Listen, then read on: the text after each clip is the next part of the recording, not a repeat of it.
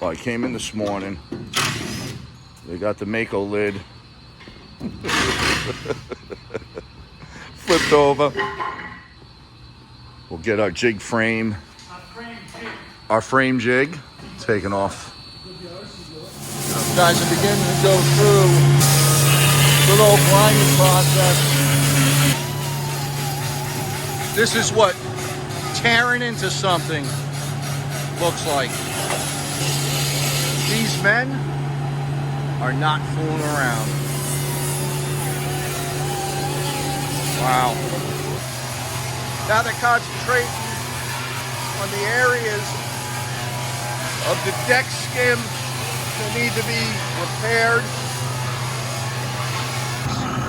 There's many areas that some would think is superficial cracks, but once we start grinding into those, what they do is they expose some very deep voids that happened during the initial layup of the boat being built.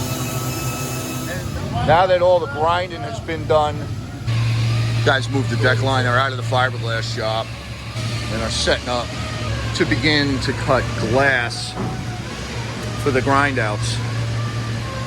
Taking the time to pre-cut and having things laid out gives you an end product. It just means less sanding, less grinding. Pay attention to what your laminate buildup should be.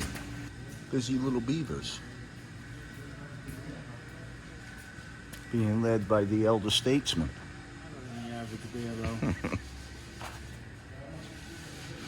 Right, moving on to now glassing parts of the floor.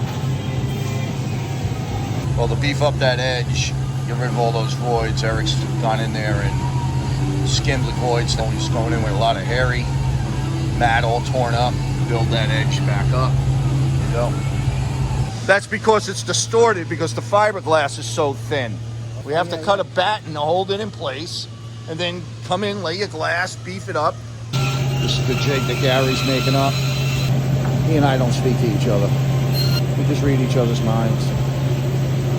What we did is, after we laminated our lip, we then sandwiched the halter deck joint between our two-piece jig, giving us a nice consistent shape. We made our halter deck joint vertical again. All part of making it Metan.